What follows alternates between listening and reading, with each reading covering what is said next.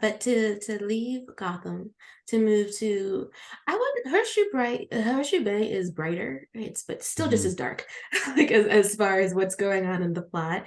Um, I think that this whole people missing their hearts story is going to stretch for a good portion of the season.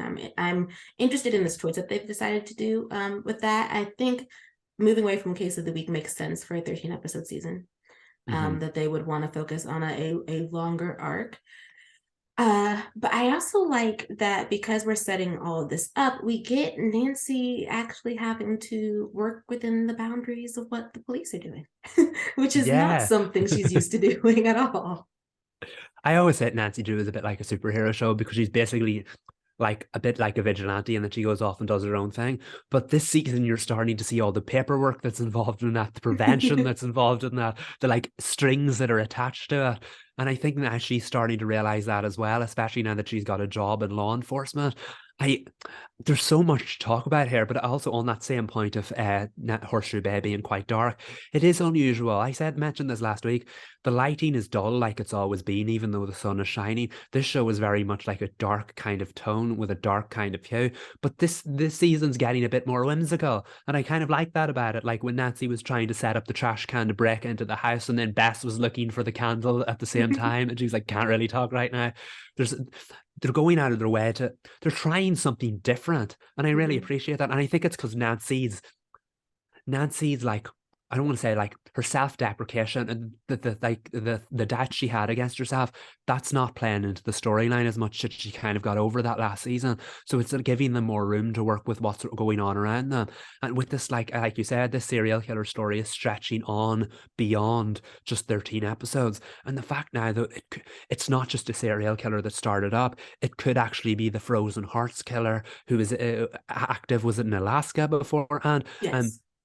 I feel like there's like mythology that took place before the season even began, and they're going to build up to that. So this is a threat again that needs to be taken seriously, and we've got the right person involved, like Nancy Drew. But between that and her dynamic with Agent Park and the police department, there's a lot going on in the season, and I really like There is, and I am once again living off of Nancy and Agent Park it. content. I Yes. really do enjoy him as a character, and I think his brain is so weird, and I think it's very like he's still charming but very brass tacks, right? Like so even Hmm. when they're interacting in the office and she wants to do more, and he's like, there is a serial killer who is targeting you, and while I do appreciate all that you can bring to the case, I'd rather you do that here with the files that I've given you.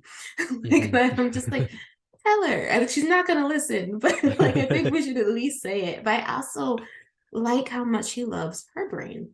And he Hmm. does not like even though she did mess up, and then we have she could have were those nails? She could have died Yeah. through a volley of nails. He did not like yell at her. He did not like diminish her contributions. He just said these things happen. Like you made a choice, it wasn't the right choice. Now we just deal with what moving forward. And she's not used to that. Mm-mm. She's used No. to law enforcement telling her that she should not be here. And he's not telling her that. He's just saying, be cognizant of how much this affects you. And I love the romantic suspense moment. I was like, it's like being in an action movie where there's romance. Because like he barges into the house when she stepped on the plate, and he I will say her sneezing was not the way to go about getting him to launch across the room, but I'll take it, whatever we had to do. But his like dash across the room, flip at the table, spin her around, and they hit the floor before everything goes off. I was like, this is the content that I deserve. It's the Yes. content that I love. And the fact that she has to save him next and she's like, is it, are we done? And he tries to peep up, and then she's to bring him back down because another volley comes. I'm just Yeah. excellent action sequence. Excellent. It was. And you mentioned the dynamic between the two of them last season or last week, and I wasn't completely sold on the season premiere. I liked it, but I was like, where are we going with this? Because there was kind of the similar kind of tension that she had with Tamura, but that Mhm. was very much an episodic thing. Whereas I'm like, are we building this up to something? Now in this episode, I am sold hook, line, and sinker Yay. because like half of the episode, he's like, as you would be, ma'am, would you please do as you're told? And then the second half of the episode, he is like action hero, the pivot, the turn, the over the table. Like we're Nace, we're 100% on board the Nace Mhm. ship. But while we wait for it to dock and arrive on our screens, we have a little time. And I feel like this storyline is like, this is the kind of pleasant kind of storyline you want. And I think the moment I was really sold was that scene where they had in the doorway of the office and he said, Mhm. he congratulated, no, he said, thank you. Nancy just dropped any kind of decorum she had. It was like totally like almost like schoolgirl kind of like shaky. She first of all she didn't know what to do with being thanked, but at the same time she was like, "Whoa!" He's like looking at me and thanking me, and oh my god, what am I supposed to do? It was like so natural. Some of the later stuff were like you said, sneezing or whatever. They kind of I feel like occasionally they have to dumb the character down for the plot and do Mm. something they wouldn't normally do. Of course, you're going to sneeze, but like it was an accentuated sneeze. Um, so yeah, but like on that note, I do want to credit Nancy Drew for always trying different things with what could be predictable storylines.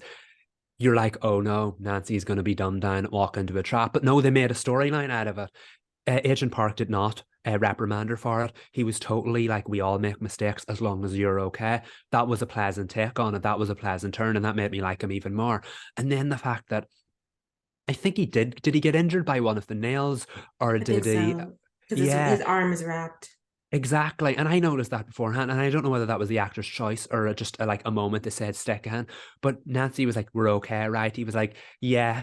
And then kind of grabbed the bottom off his coat. I was like, what are we doing here? And then later on, we see that it's actually bandaged up. Never made a story about it. They mentioned his shaking, but they never actually referenced the fact that he got injured. So they're being more subtle about what could be really obvious storylines. And I just wanted to say that there's another one, and I'll bring it up later when it comes back to me. I can't remember what it was, but this episode it subverted your expectations. Nancy's used to doing that, but this was a more like in your face kind of subversion, and I just wanted to say I really appreciated the way it did that.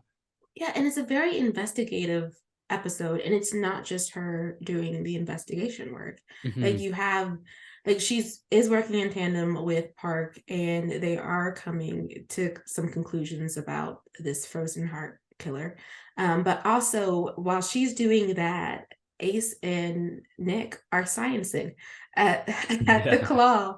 And I'm just like so that they can give her the means of how the heart has been removed. And Hmm. I really enjoyed that they were in their goggles and their gloves, and they had the what was it, nitrogen, like that they Yeah, were, I think so.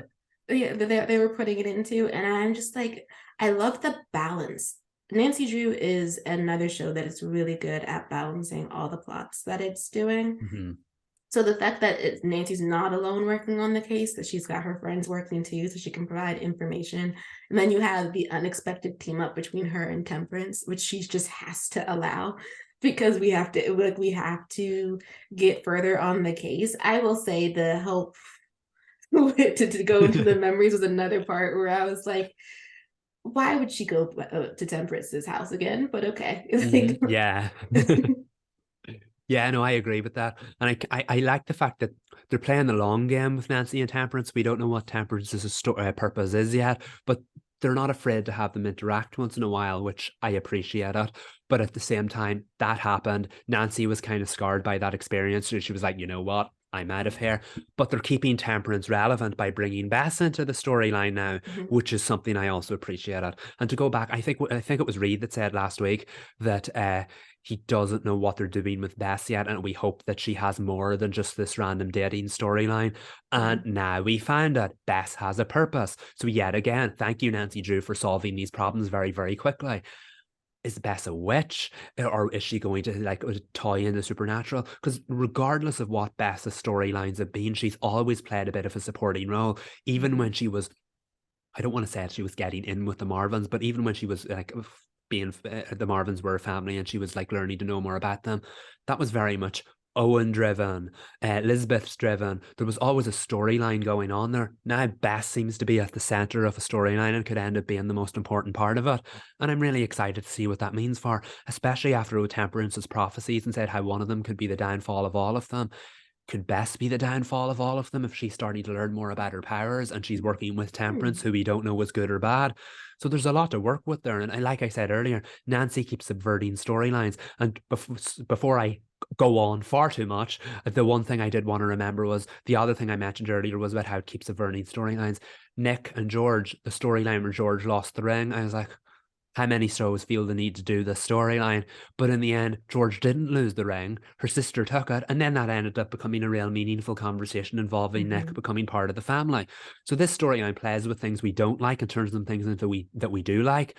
And again, that takes talent. And I just wanted to take a moment to appreciate that.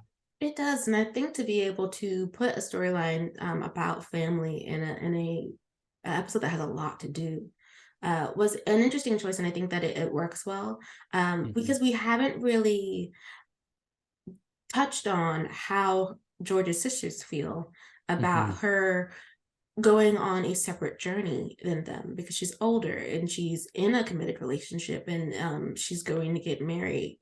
And I liked that Nick being Nick because he's like the best dude, like just really wants her sisters to feel secure in in this whole dynamic they've got going on to the point where he is even willing to lie about what happened to the ring. And I like that George's sister went ahead and said what had happened. So then we could get to the root of the issue because it's a family of women. Like they don't Mm-hmm. generally have any men there full time. And so, of course, they would be wondering whether or not George is going to be just like their mom. And now that she has a man in her life, she's basically going to abandon them. George has never shown signs of that, but they're children. And like, and this is Mm-hmm. I think that's that's the middle child, right? I forget her name. I think so. Yes. That They're was not a in it enough. They're not in it enough. But I think that's this. So she is old enough to remember how Victoria is, but young enough to be concerned about what it Mm-hmm. means for her in their home dynamic in the way that her older sister wouldn't and the younger sister wouldn't. And I just really, I so enjoyed that. I like that we took the time, even as ridiculous as it was, that we were like, we were, I didn't like that they were making Nick feel bad in Yeah. order to hide that George thought she had lost the ring. But I did like the story around those decisions. Yeah, and it's funny how it all started because the sisters were being mean to Nick to keep him out of the way of George so that she could find the ring. It all started very much as like a caper, but then we saw what that actually meant to Nick because I really enjoyed the scene between him and Ace where they're like, Ace was like, it's actually misleading the way it says fast freezing because it takes like 20 minutes, and they were like, all right then. And then had that like awkward moment where they're like, okay, well, what did we actually talk about? But we're not in a supernatural caper. And there was a good few seconds, and that's such an S scene, just to not know what to say or whatever.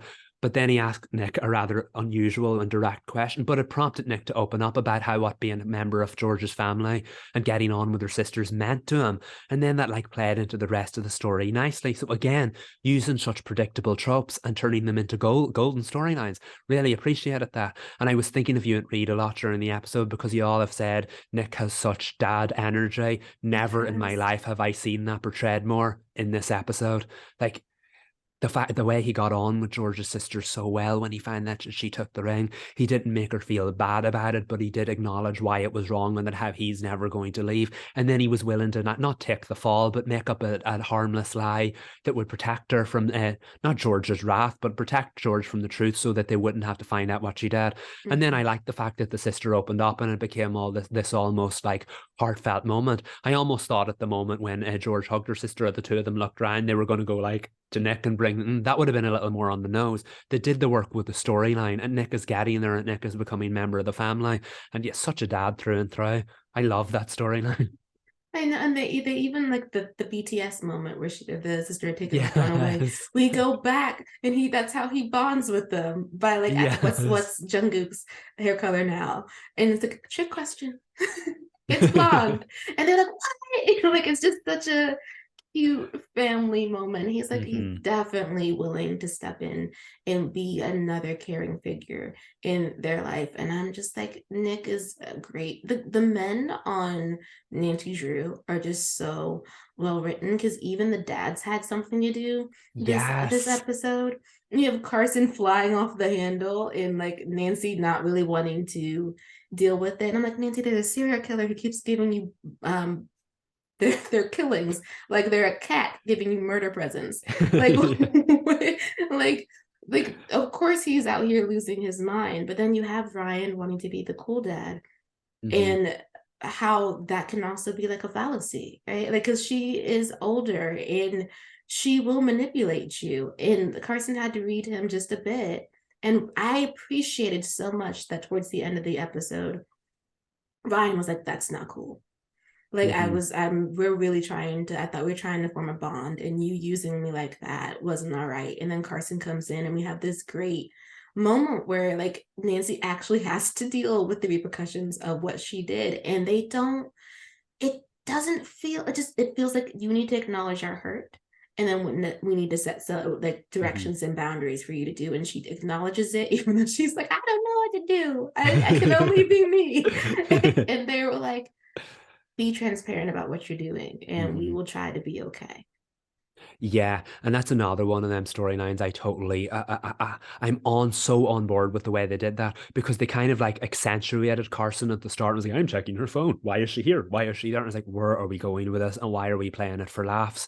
And then you knew that Ryan was going to be the cool dad. And we mentioned last week how we like seeing him get involved in the storylines. And he was like, what's the next step? Oh, am I a detective now? What would you usually do from here? But she started lying to him because she was just to protect him. But as we've learned with Nancy, her shutting people out is what ultimately leads to danger and conflict. Mm-hmm. And it was so important that she learned the lesson. Ryan learned a bit of a lesson too. So I'm glad that we saw that over accentuated, over the top Carson was actually right in the situation because he had every right to be concerned about for the show might have played it for laughs at the start, but nothing.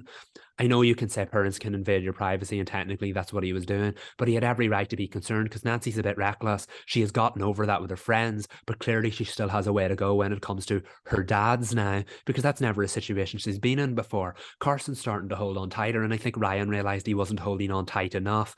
Being the cool dad comes with consequences, and he found out what they were, hook, line, and sinker. So I feel like it was such a learning experience for everyone except Carson. Carson knows everything. He is just like that man is an icon.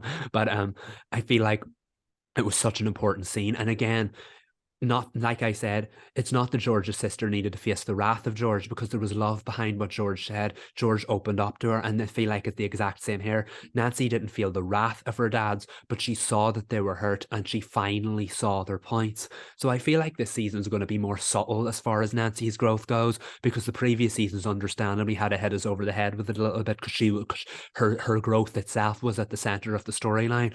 Whereas now I feel like she's starting to quietly learn things as we're going on, and I think that's right because at the end of the day, she's been through a lot in the last two seasons and she needs to grow from it.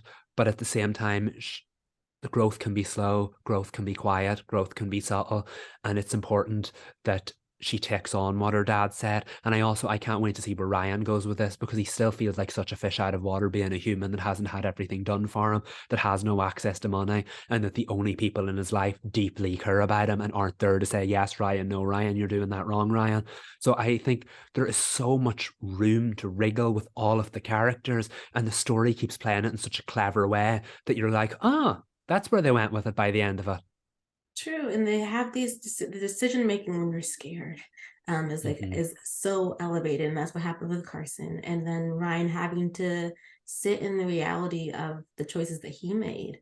I think Nancy not appreciating that she left Ryan in the driveway unawares of what's going on, Mm-hmm. and truly thinking that he possibly could be the cause of his daughter's death, because he was not aware of the danger she was putting herself in. I think like you always have to get Nancy to slow down, because she's Mm-hmm. always like, justice, the case, I know what I'm doing. And like, and when she doesn't know what she's doing, it blows up in her face, literally. In this Yeah. in this episode, I did like that she realized later the weight of what she had done, not just in endangering her life, but in Park's life. And to be honest, endangering the lives of her dads in the sense that they'd be broken having found out that that is what had happened to her. Which I guess when you do make decisions that Carson's making or Nancy was making, it would make sense that Bess is also making bad choices to circle back to her. I will say I didn't quite buy that she'd willingly just be like, yes, temperance help me. But if I thought about it from the direction of she's absolutely terrified that Ace is not going to take her warnings, and that something is going to happen to him, and he's her family. So like we're willing to dabble in the magic bag, even though we have no idea what we're doing, because ancestry. Perhaps she has this she has a spark, and she messed up the spell, and so she needed Temperance's help. I thought it was interesting that Ace dismissed it, that Bess had even tried to do something to protect him. He's being a bit of a Nancy, Yes. in terms of pushing her away when he is aware he's not doing right. Like he wants to believe that Papa Bobbsey is a good dude, and Mr. Bobbsey is not showing that. I did like though that as soon as he saw the blood, he's like, get out of my car. Like And oh, get out.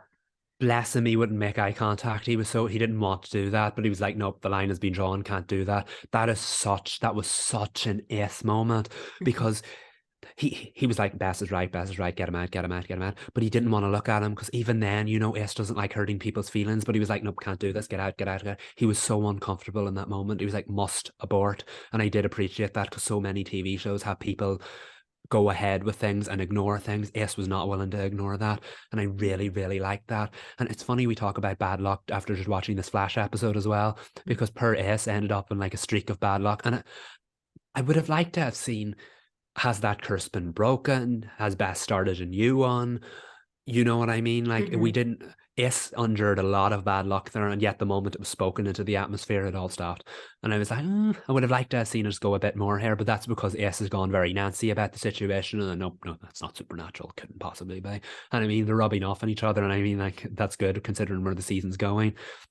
It's good that they're not breaking, but giving him and Nancy a bit of room to breathe on their own, because Ace has such great dynamics with Nick, with Bess, while obviously Nancy has such great dynamics with her dads as well. And then George was kind of stuck in the middle of everyone this week, which was nice to say.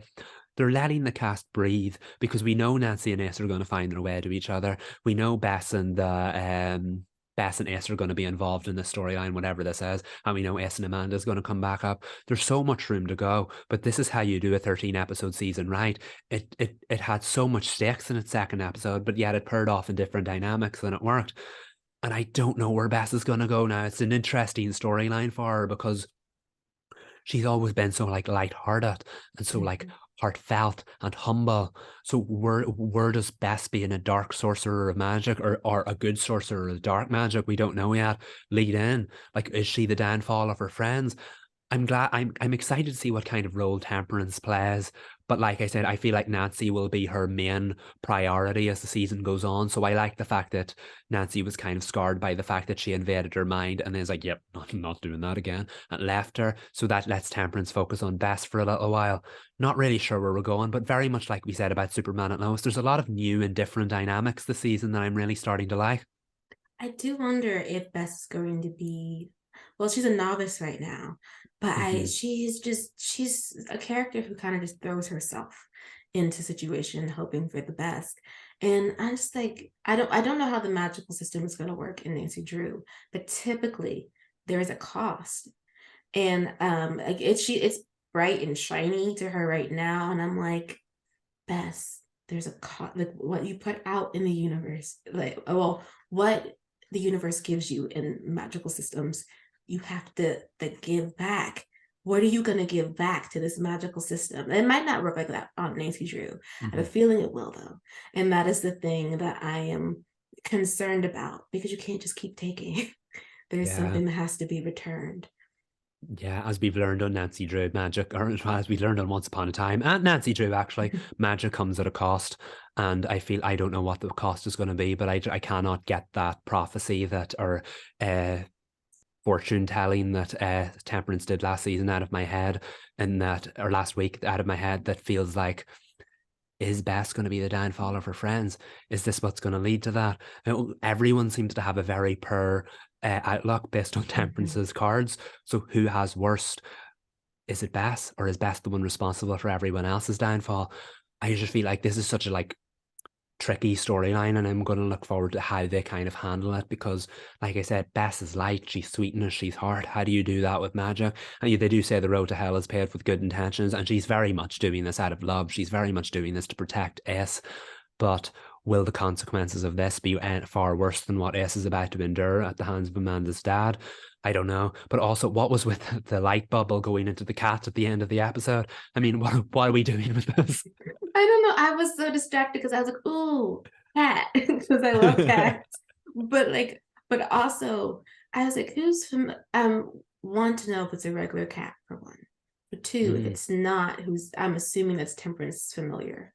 And if that's her familiar, like, in what sense? Because it depends. I love magic. I'm just gonna say I love magical plots. So I'm like, if it's her familiar, either that is a being that helps her with everything and can potentially talk, or like do a voice in her head, or it's her magic carrier. Like the cat is around for a specific purpose. So, or it could actually be somebody trapped in an animal. It really just depends. This is the part of Nancy Drew that I'm really excited about. Like I told y'all when we finished the season 2 finale, the fact that magic is here has me like elated. It's my favorite version of paranormal / supernatural storytelling. So we'll see what they do on Nancy Drew. But I hope we come back to that cat, and I want to know its name. Yes, yeah. I feel like, am I wrong in thinking, did the first episode of the season end with Temperance operating on a cat? Was it? Yes, It was. I wonder if It that's was that the dude's. cat. Yeah, it was the dude's cat who got his heart taken out. Didn't he have it in like a kennel kind of cage thing? And then it was missing, and then Temperance had it. And did she kill it? Was it dead by the frozen heart killer? And did she put a different soul or a power into its body? I don't know. But now I didn't even realize that until we were talking about it. Is the cat the big storyline of the season? Where are we going with this? Maybe. Oh, that'd be interesting. But I just realized that cat from the opener, I think, is cream. And this was a gray Okay. cat. And I think a Okay. different breed too. But that makes sense. But Temperance loves cats one way or another. well, I don't know about cat organs. So I don't know if that was like a spleen or a lung or a heart that she took out. But I'm assuming it was meant to be used for a spell of some kind. This is the side of magic I don't like, the gruesome side. The gruesome side. She was like, la la la, getting a heart from a cat. But like unless she brought her own cat back, who knows? And I think this is getting away from us, the cat talk. But just to wrap up, Nancy, the text message that she sent to Ace because they're going to some type of convention. Are we getting a Nace episode for episode 3? Oh, I hope so. I hope so. It would make up because they had like no interactions at all in this episode much. Although Nancy did say, "What's with the eye?" when he had the frozen piece of the eye. No one answered that question, and then she just walked off, and that poor man was standing there, and no one asked how he was. But I would like to see them back together now for an adventure, because regardless of where the storyline's going, that show is never better than when those two are on the screen solving something together. They have an incredible dynamic, and we know where it's going, but regardless of what you want to call their dynamic currently, probably the best kind of like bestie, confidant relationship chemistry on the show, and the show thrives when the two of them are solving something together. So I hope we get to see that. I love the fact that they have like a detective con in the same way Riverdale had serial killer con. So the CW loves its cons. So if we have a Nace episode next week, that would be a great way, because the season is going in such the right direction, and I would love to see even more of that with a Nace episode. If we have a Nace episode, Reed's gonna lose his mind. Oh yes. He's gonna be so excited.